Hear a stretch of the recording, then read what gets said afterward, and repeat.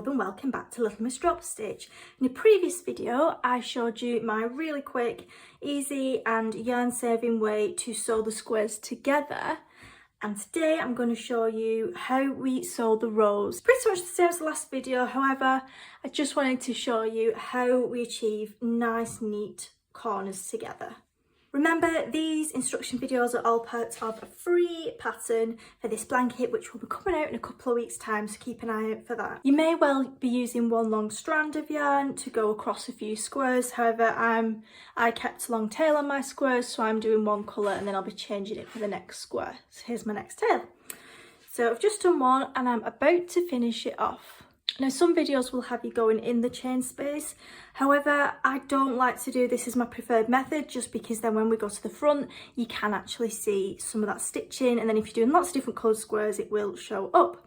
So I try and go through the back loops. So my yarn's coming from this kind of lobelia coloured square, which is beautiful. Then I'm going to go into the green. So around where the corner is, I'm actually just going to go through the back of the loops. So instead of going like that, I'm going through the back. So we keep all the threads at the back, going clockwise, and then we always want the thread to kind of follow that nice in and out. So the thread here is coming up, so then I'm going to go up to down, then we'll go down to up, etc. So next one.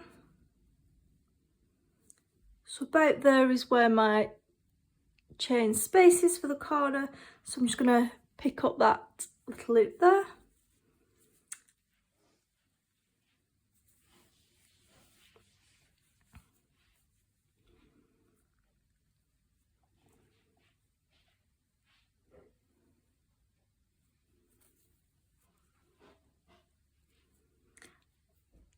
Then I'm just going to pick up in the corner we started, so then we can cinch it all together. So there's no specific stitch to pick, just whatever's in the corner and ensuring that the thread's kept behind the work.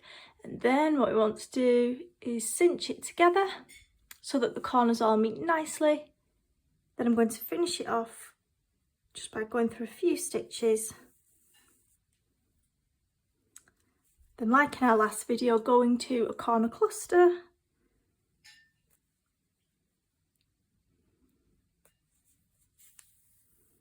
Then missing a stitch so we can catch it and it won't come back out.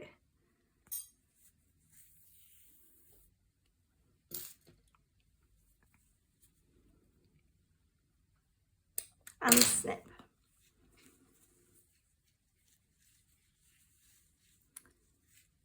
Then all I want to do is pick up the next thread.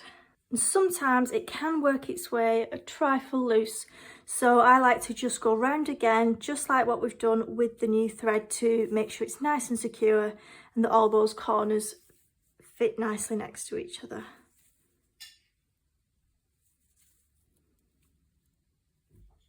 There we go.